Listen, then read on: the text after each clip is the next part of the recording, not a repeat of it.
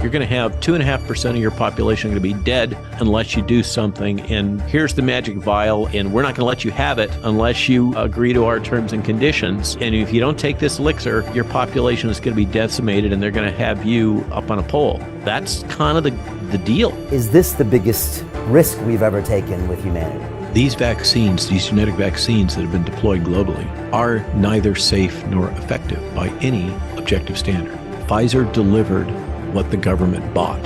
If you look at it through the eyes of Pfizer, it is the perfect product. You have recurrent dosing. You have a single purchaser who does all your marketing and distribution and absolves you of all liability. What's not to like? You've become an expert in information warfare, really, because you've experienced it. You understand the medical side, but now you say it's Pfizer, Reuters. These tools, they actively manipulate your knowledge. They actively modulate your emotions. Crowds can be directed to go here, there, or the other place. So if you want to add kinetic weaponry on top of that, it's child's play. You're already targeted. That's modern social media. You have to be aware that they are extremely skilled liars. They're trained to lie. They're trained to know how to manipulate your emotions and your beliefs. People have a choice as we're coming out of this. We've all been abused, really. We've all been damaged, but we don't have to be victims. We don't have to define ourselves as victims.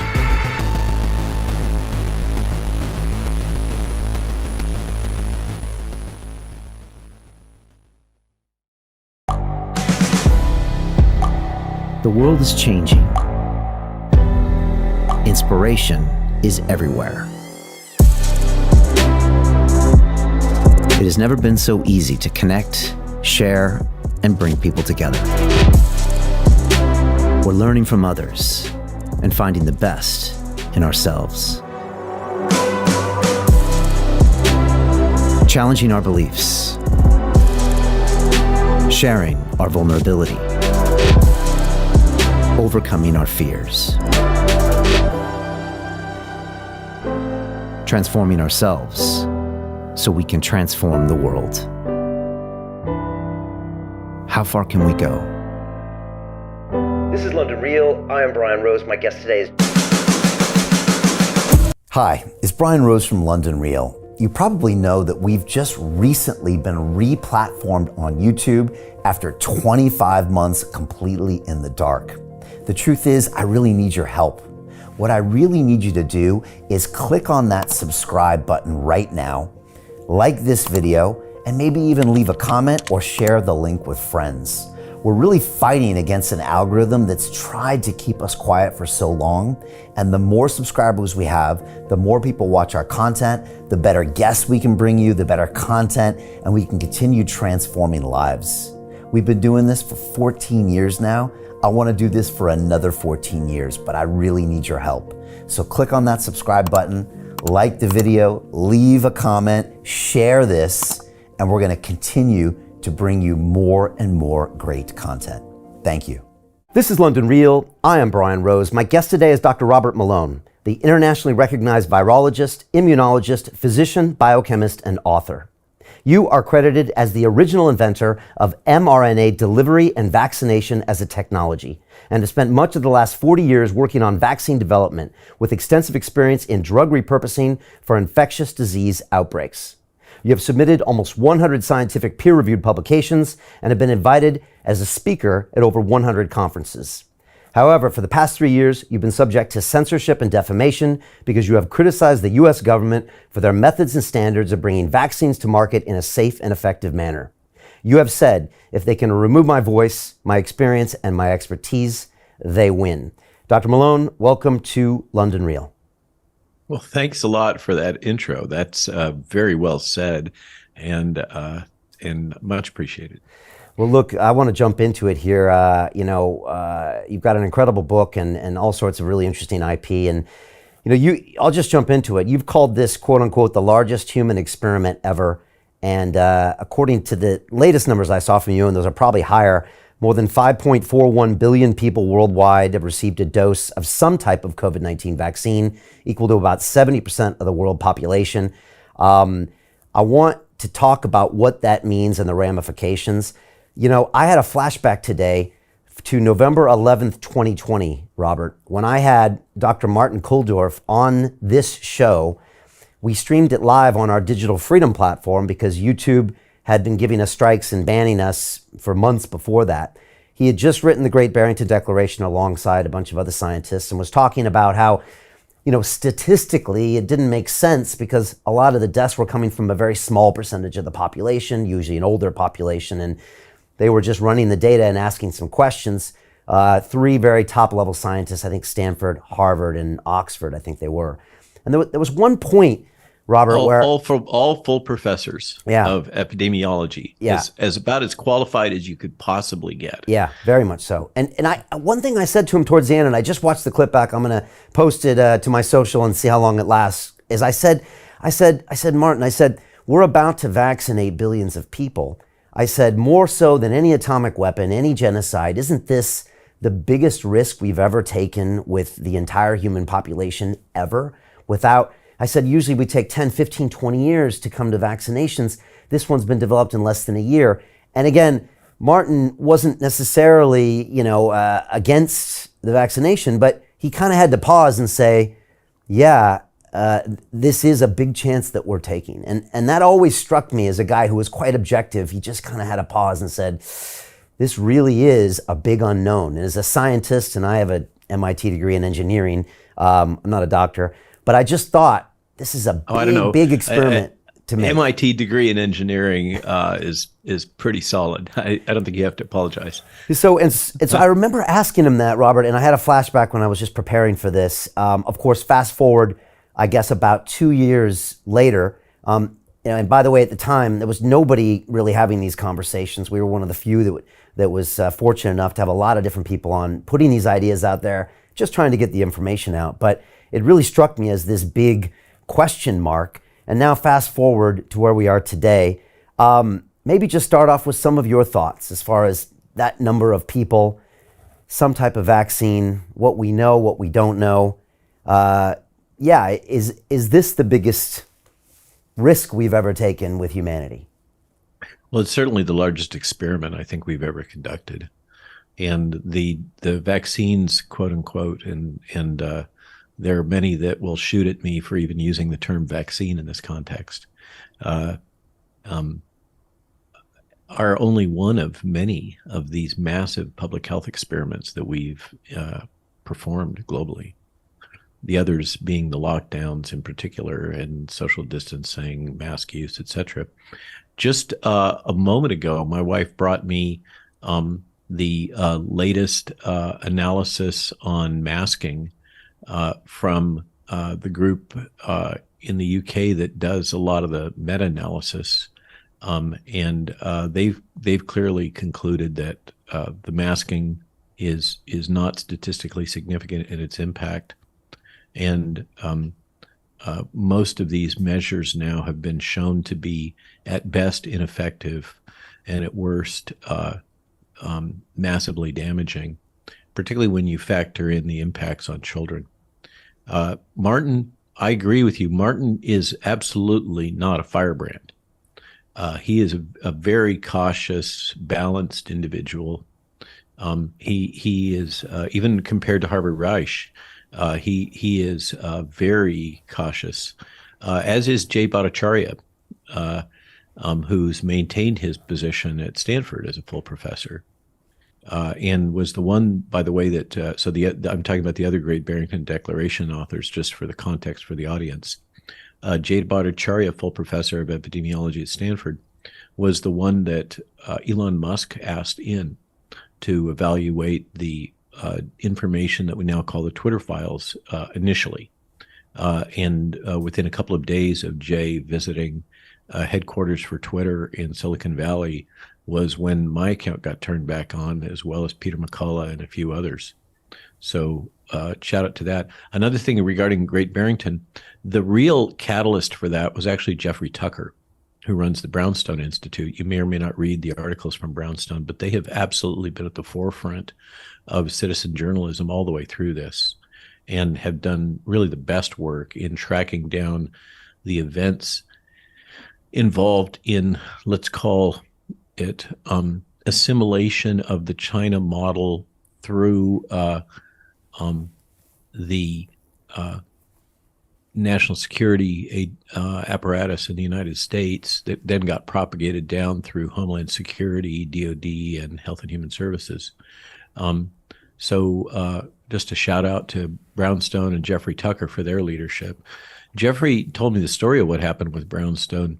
The actual with Great Barrington, the actual site that gives it its name, the Great Barrington Declaration, really regrets having hosted that meeting, apparently.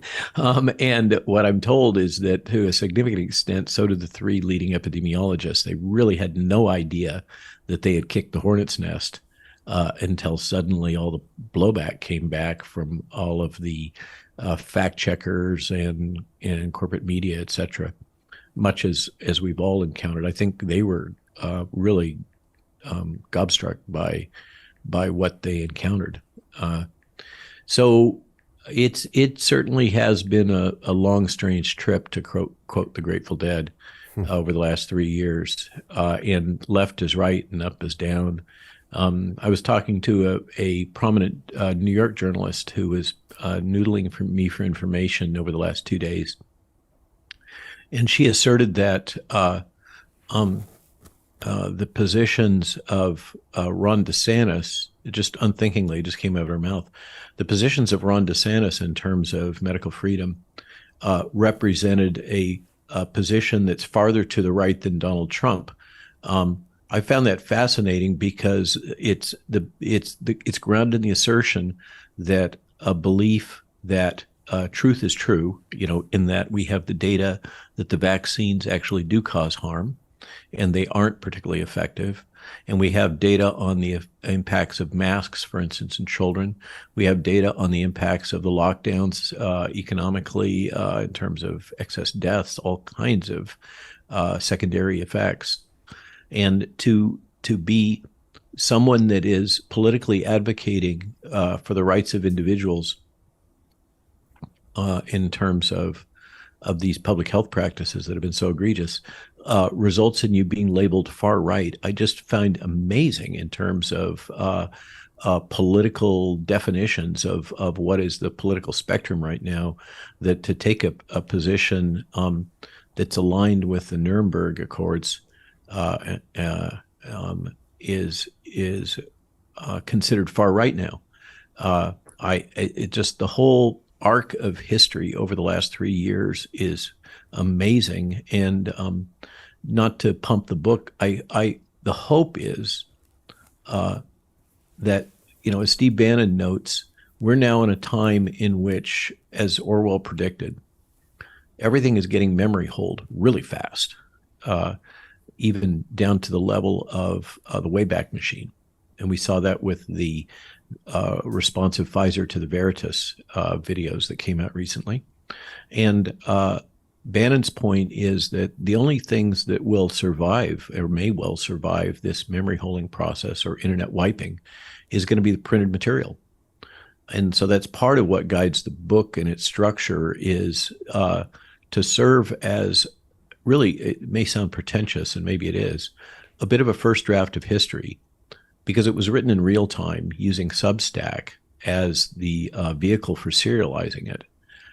And as some great British authors have done in the past, going back to the 1800s, serializing through various monographs, et cetera. So we decided, as we launched into this over a year ago, that we would use Substack essay format as a way to build the content chapter by chapter, serialize it, push it out. Then that allowed us to have feedback from the audience, the people that subscribe, et cetera, and allow us to kind of revise and fine tune. And then that became the backbone for the book as you see it right now. You just mentioned the Wayback Machine. So for people that don't know, it's the thing that records the history of everything ever posted on the internet.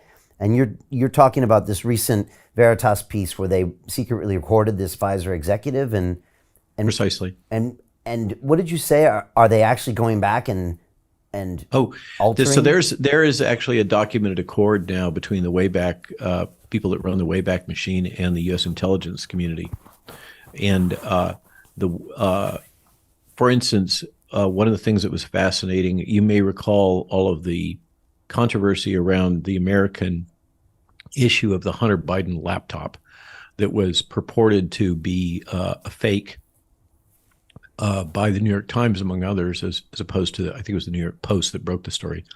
And so you ended up with a little crosstown shooting match there. And the decision was made and it's now documented in Twitter and of course across all media that this Hunter Biden laptop story was fake news and it should be suppressed. And so initial articles that had been posted were literally wiped from the Wayback Machine as part of that agreement that exists now, that the U.S. government and the intelligence community and presumably Five Eyes can go in, like they edit Wikipedia very aggressively, by the way, and delete entries that are not in the national security interest. Wow. And in the case of the Hunter Biden laptop, what was fascinating about that is when it then became the approved narrative that in fact it was real, then Wayback Machine was caught repopulating those articles that they had previously taken down. So in the case of this recent dust up between Veritas, I'm trying to be neutral in my language here, between Veritas and Pfizer with that recorded kind of honey trap strategy that they do with this global director level person responsible for RNA vaccine strategies. Within hours, all records of that gentleman and his college career, et cetera, had been completely wiped off the internet, including off the Wayback Machine. And then, I talked about this in a recent essay, the cascade of events that occurred. It was fascinating to watch. It demonstrated the incredible power of Pfizer, or I should really say Pfizer Reuters, because they're closely tied to each other. And for instance, your own Daily Mail, one of the largest circulating publications in the world, put out an article about the Veritas drop within minutes, it seemed, and then within an hour that was deleted, and only people that had screenshot it still could show a record that in fact it had been on the Daily Mail. And then there was absolute press blackout globally on that story until really the alternative media and podcasters like you and I spoke about it. And then Tucker Carlson, I had pinged Tucker about the story before it ever broke. He's a buddy, and give him a heads up. And so the following day, after they had done their diligence, because there was one of the kind of dark arts that was circulated was that this gentleman was a fake. And this was all fraudulent. And for people that haven't seen it, could you just describe what they recorded and what had happened in that? I think it might be good to have some context. So in this, and I do recommend, although apparently the YouTube video has been dropped from YouTube after a crazy number of views, 8 million or something, but you can still find it on Rumble and other platforms. Twitter, it's on there as well, right? I don't know if it's primary on Twitter. A lot of those are links to the YouTube, and Twitter is now not playing nice with YouTube in a fascinating twist of events. So what it involves, Project Veritas here in the United States takes as a mission. It's a I guess it's a nonprofit funded by donations. And it seeks to uncover government corruption in particular. And it uses a particular strategy repeatedly in its modern embodiment. It got caught kind of with its fingers in the cookie jar a few years ago and got in trouble with some editing of videos. But in the modern embodiment with James O'Keefe, they're specialists in what I think is probably familiar to a British audience, these terms, honey traps. The use of attractive journalists of some type that are in some way sexually attractive to whoever the target is, and they often get the target for the investigation into a bar or some other environment where they're loosened up with alcohol or whatever the substance is, and then are caught with surreptitious taping that they were unaware of. And this is absolutely the strategy that was deployed here. O'Keefe, who's in charge of Veritas, acknowledges that this is a deceptive practice that he employs at Veritas, but his justification is he's trying to capture deceptive people. And so you have his justification is one has to resort to deception in order to capture and uncover deception. So bottom line is this young, fairly recent University of Texas medical graduate by way of undergraduate at Yale, who's African American and apparently gay, based on I'm not casting aspersions. I'm just describing the scene. Based on the fact that he appears he refers to this as a date with the journalist in a subsequent recording. The journalist is an ex-Pfizer employee who's male, so there's that. And this global worldwide director level person, 3 down from Boria, or some say 2 down in terms of the organizational chart, from the CEO of Pfizer, is very outspoken, very casual, cavalier, really, about describing things like regulatory capture, the revolving door, and most notably, what has a lot of people twisted up is his casual description of what is gain-of-function research by the U.S. federal definitions being performed at Pfizer in a program apparently designed to try to anticipate future viral evolution of escape mutants, so that they can prepare vaccines against those future potential escape mutants that they've generated through a number of methods that the gentleman refers to as directed evolution. But it's really just a euphemism. I dove into this because there had been a Stat News article published a number of months ago that actually described what was being done at Pearl River, New York, and in Texas at University of Texas Medical Branch by Pfizer. And it absolutely meets the criteria of gain-of-function research with the coronavirus. So this gentleman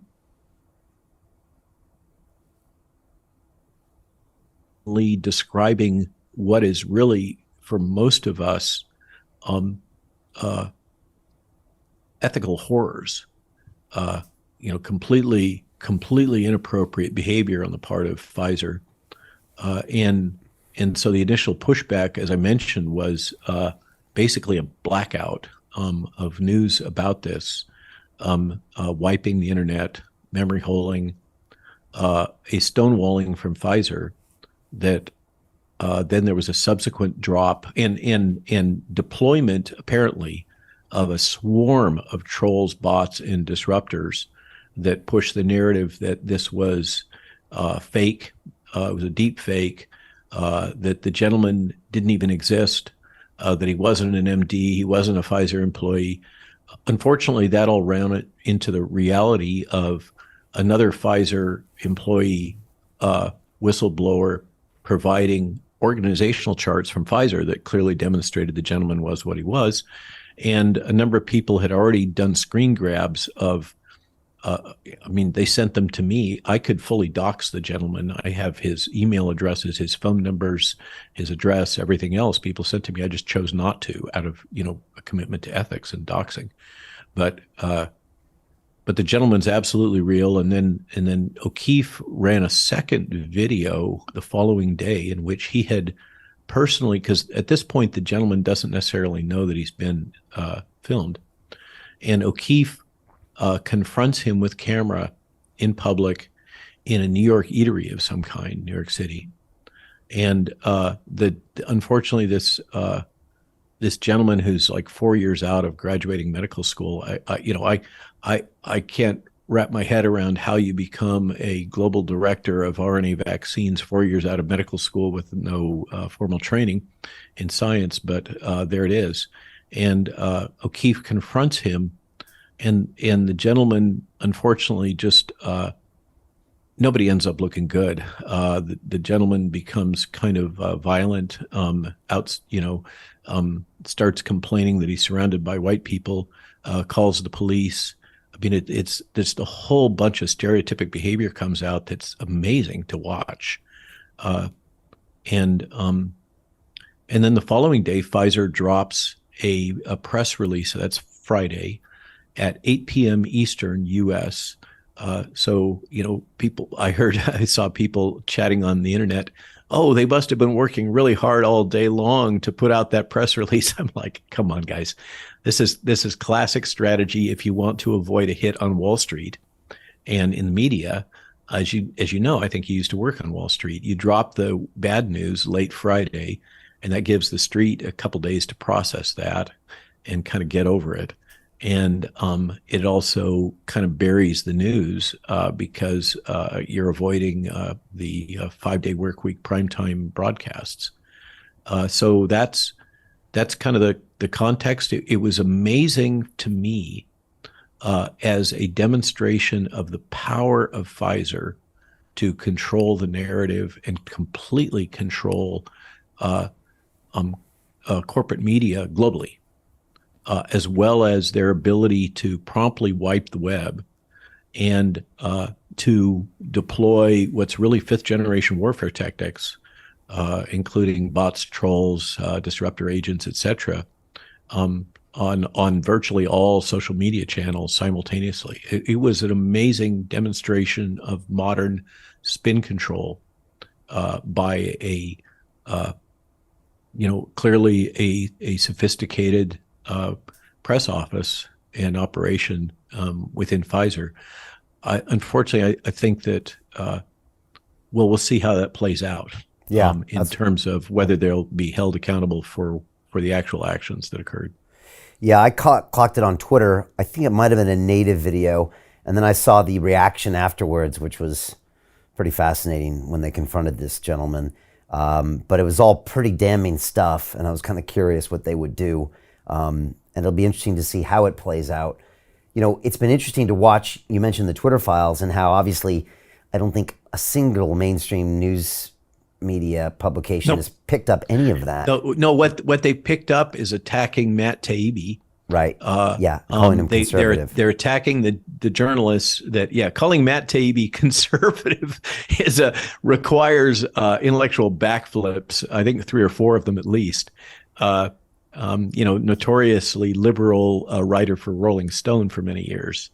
But that's the new pejorative, right? Yeah. Is far right wing. Well, it's interesting because I started off and mentioned the billions vaccinated, but you've become an expert in information warfare, really, because you've experienced it. You understand the medical side, but now you say it's Pfizer, Reuters. We had a little experience, with big tech censorship in 2020 and afterwards. And when I read some of the information in your book and otherwise, when you're saying that through a Freedom of Information Act request, it shows that the CDC spent $1 billion tax dollars on propaganda to push the safety and effectiveness of vaccines and stop misinformation and putting money out to all these major publications. It seems that maybe this is a more pertinent conversation than even some of your medical expertise. Thank you for saying that. My guiding light here, having experienced what I've experienced, has been to help, and this is really the purpose of the book, to help people to comprehend what they've experienced. And for better, for worse, I've found myself at the tip of the spear as these various information management weapons have been deployed. My wife's book that she put out in the beginning of February 2020 on how to prepare and protect yourself from the novel coronavirus was deplatformed, delisted, burned, whatever metaphor you want to use, by Amazon in March of 2020. and it was really quite benign. It was written to academic standards by a PhD in public policy and biotech, that being my wife, and myself, and highly referenced, academically cited, and deplatformed. By the way, we were also, I think, many people credit us with the first to break the story about not only the involvement of James Smith from Reuters with Pfizer, but also the Trusted News Initiative and what it really meant. And there's now a lawsuit going against them by Children's Health Defense, among others, for basically monopolistic practices. But I thank you for acknowledging that. My intention has been to help heal and to help people, and help people comprehend what we've all experienced, because it's overwhelming. I had the benefit, in part because I decided to accept the jab and had the consequences, but I was able to travel internationally, and I booked over 400,000 miles last year on commercial air, not to mention the privates. And I've been, I haven't spent any time in Asia, but a fair amount of time in North America and Europe. And what has stunned me is that all of this, really what we now know as fifth generation warfare, often deployed by the militaries of the Five Eyes Alliance on their citizens, was amazingly coordinated, down to the level of specific messaging, like the Dirty Dozen, anti-vaxxers, all of the language modification that is, so deeply Orwellian. I think if those of us that weren't already amazed at George Orwell and his prophetic capabilities, after the last 3 years, Huxley and Orwell need to be elevated to the level of Nostradamus, I think.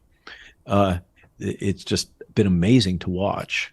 And one of the things that hit me hard recently was I was in Vienna, Austria, for another one of our events. And I was speaking to some people within the arts community there that ran coffee shops and such, it's Vienna. And what they told me was that just like in the United States, there had been a harmonized massive purchase of endorsement by artists of every walk in Austria. And as you know, Vienna, it's all about the arts. And so you had musicians, writers, graphic artists, all these people all received capital, all received cash in order to buy their endorsement and support of the vaccine products. It all happened in a harmonized fashion globally. We've never seen anything like this. And I can tell you, as a veteran of multiple outbreaks, I've never seen anything like this. It was amazing what we've all experienced. And now the press releases are coming, the FOIA documents are coming out in the lay press, in the UK, in Australia, and in Canada in particular, not quite so much in the United States, that are documenting that, in fact, the militaries of the military PSYOP operations within all of these nation states were intimately involved in all of this coordinated messaging, enticement, coercion, and then, of course, in many cases throughout Europe and North America, mandates for a experimental medical product. We've never seen anything like this in our lives. I haven't. I don't think you have. I'm just writing my essay right now for today's Substack and comparing the 1918 outbreak to the current one. And in the 1918 H1N1, we call it Spanish flu here in America because we want to blame the Spaniards when in fact it probably originated in the Midwest in the U.S. and Midwestern pig farmers, but that's another story. That had 50 million deaths globally. We're at about 6 million currently with COVID, and that's probably an overcount because of the financial incentives to overcounting in the United States, certainly.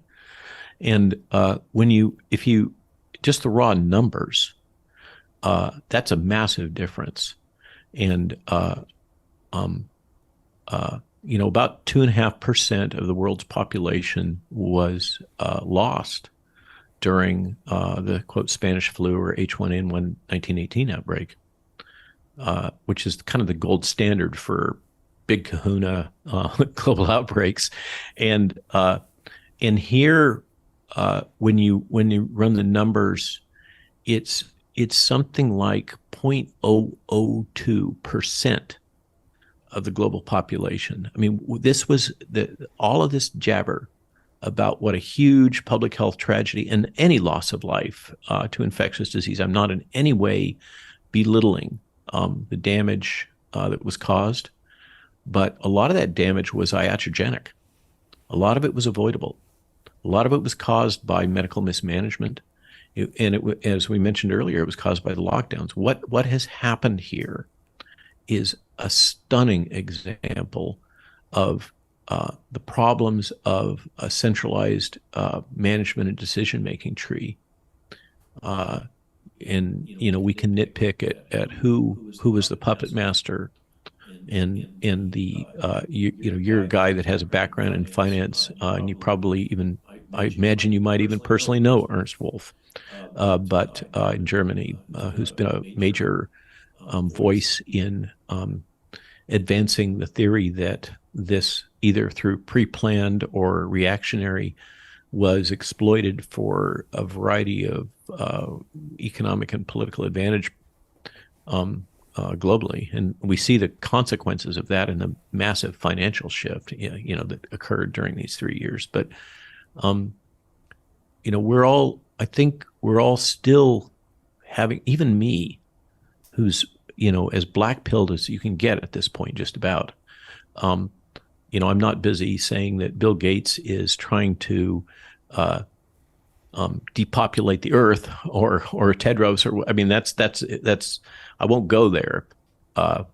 Many people do, but in terms of data-based blackpilling, conspiracy theory, I'm about as far out. I'm still amazed when I saw that video from Veritas, and I was given the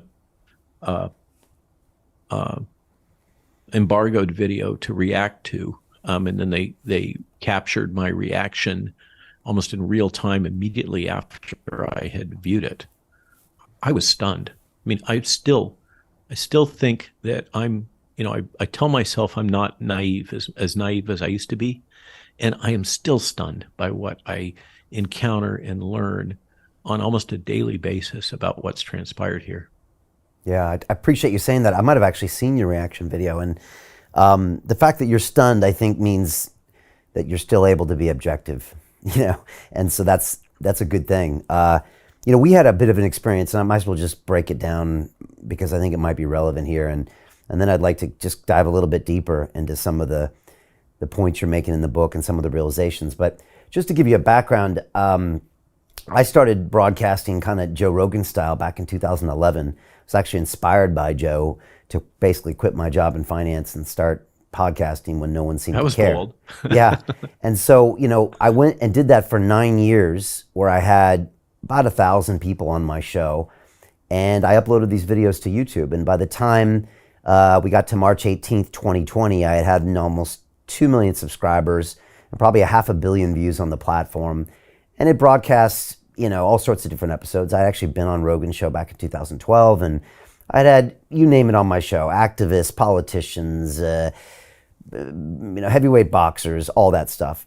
And then on April 6th, 2020, we conducted the second largest YouTube live stream in the world that day. We had 65,000 concurrent people watching me here in this studio with another gentleman who was 70 years old have a conversation in this tone of voice, where he asked questions or made assertions that maybe the PCR test wasn't the best thing, asked questions about masks, talked about vaccinations.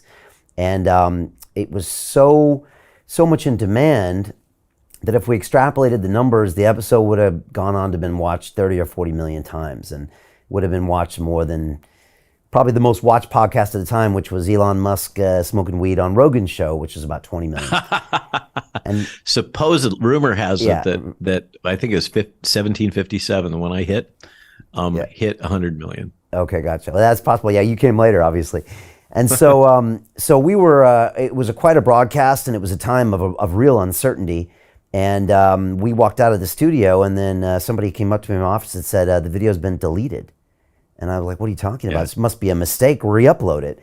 And then that was deleted, and we re-uploaded it again. It was deleted, and I thought, "Wow, this has never happened to me." I thought it was the weirdos that got censored, and I got a real dose. Welcome to the club. Yeah. And so we started a head-to-head fight. The BBC came out with an article the next day saying that that basically they had pressured YouTube to take it down. Really? Yeah. I had been to yeah. So that was a TNI hit. You might have common cause. You might want to ring up Bobby Kennedy at CHD and have a chat about that lawsuit. Yeah, maybe I will. Yeah, he was on the show a couple months later. Yeah, it was so again, I had been down to YouTube headquarters. I had a partner manager, and actually I had to hear about that through an article on the BBC the next day where YouTube commented that they took it down because they didn't like what we were doing. And I called my YouTube person. I was like, I thought you would have maybe spoke to me before you spoke to the BBC about this. And apparently the same guest had been on my show about 3 weeks earlier asking questions, and they were poised and ready.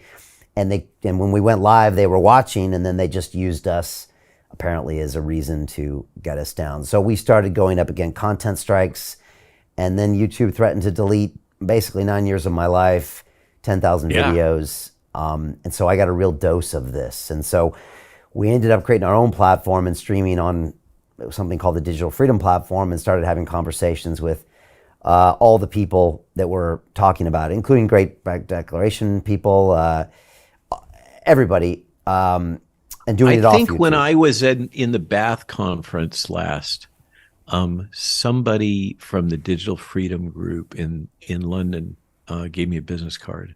Oh, I don't know if that was us or not. It might have been someone else. And we're called the Digital Freedom Platform. So, yeah, I don't know. I don't know if it's associated with us. So I got a real dose of this, and I've always been trying to make sense of what was going on. And again, I think the point I was going to make is when I started seeing, by the way, at the same time, we were simultaneously dropped by Dropbox, which we use to store all of our content. I didn't realize they were watching our content. PayPal suspended like $100,000 of our money. Not to mention, of course, LinkedIn, Instagram, Facebook. The list went on. And so when I watched the Twitter files recently, I thought, back then, I'm not a conspiracy theorist. I leave that to the guests on my show. But then reading the Twitter files, I had a similar reaction that maybe you do these days, where I'm thinking, wow, well, I guess all that could have happened if it was coordinated by maybe certain agencies that we could see evidence of the Twitter files. Well, that's now you're mashing your finger right on the red hot button.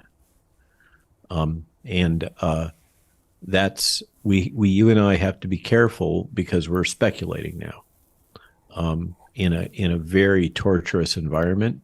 But that's one of my current missions, is pulling any documentation I can get about the involvement of the intelligence community, the national security state, and particularly the military, because the articles that I'm finding in British press, as I mentioned, Canadian press has been quite a few, and Australian press now, some Aussies that follow me have been sending stuff.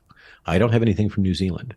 All indicate that there was a major involvement by